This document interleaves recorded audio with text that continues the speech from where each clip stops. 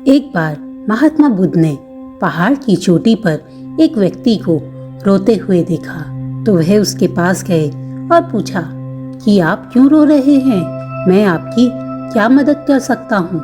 उस व्यक्ति ने कहा कि मैं अपना घर बाहर सब छोड़कर आया हूँ, इस पहाड़ की चोटी से कूदकर आत्महत्या करने की सोच रहा हूँ।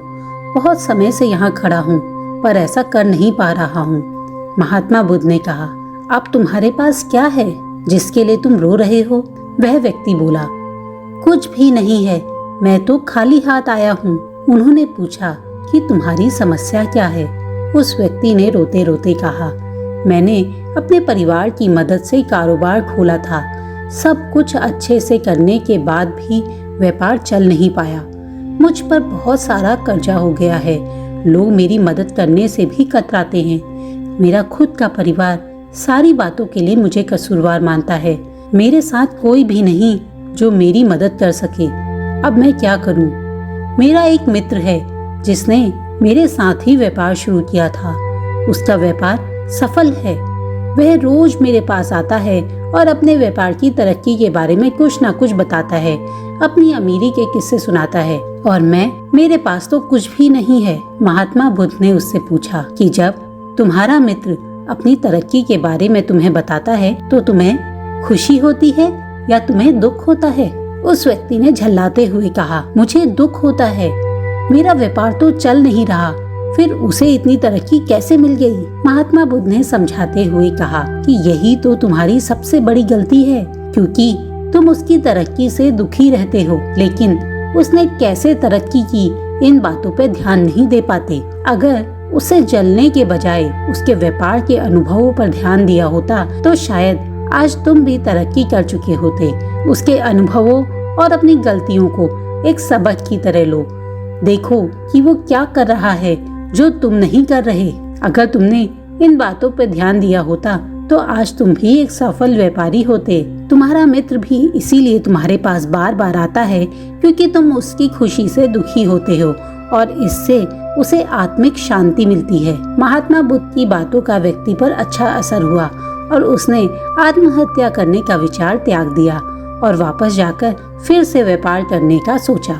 महात्मा बुद्ध ने उसे एक छोटी सी डिब्बी दी और कहा कि इसे तभी खोलना जब तुम्हें लगने लगे कि जीवन व्यर्थ है, दुनिया व्यर्थ है, अब जीने का कोई फायदा नहीं, तभी इस डिब्बी को खोलना।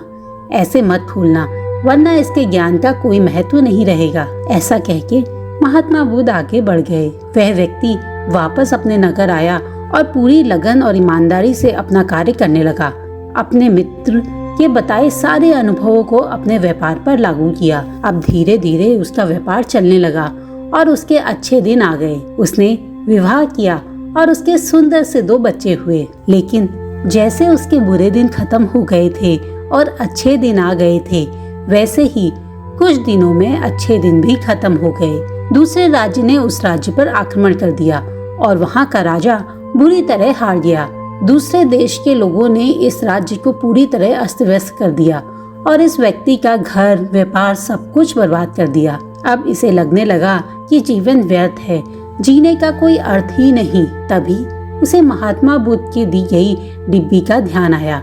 उसने वो डिब्बी खोली और उसमें से एक कागज निकाला। उस कागज पर लिखा था, ये वक्त भी गुजर जाएगा, और उसमें एक छोटा सा सोने का सिक्का था। उस व्यक्ति ने अपनी पूरी बातों को याद किया और महसूस किया कि सच ही है, ये वक्त भी गुजर जाएगा। उसने फिर से उस सिक्के से अपना व्यापार वापस पटरी पर लाने की कोशिश की। जीवन व्यर्थ है ऐसे विचार को त्याग दिया और फिर से बड़े उत्साह और जोश के साथ अपने परिवार के लिए सुख सुविधाएं जुटाने में लग गया।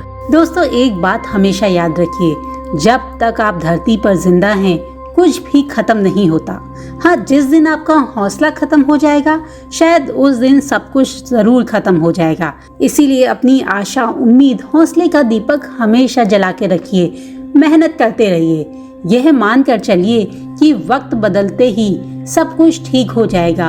आप अगर काम करते रहेंगे और अपने एफर्ट्स डालते रहेंगे तो वक्त एक दिन जरूर बदलेगा, क्योंकि जब अच्छा वक्त नहीं रहा तो बुरा वक्त क्यों रहेगा। ये सच ही है कि हर वक्त गुजर जाता है, इसलिए अपने कार्य को बड़ी ईमानदारी के साथ करते रहिए और लगातार आगे बढ़ते रहिए।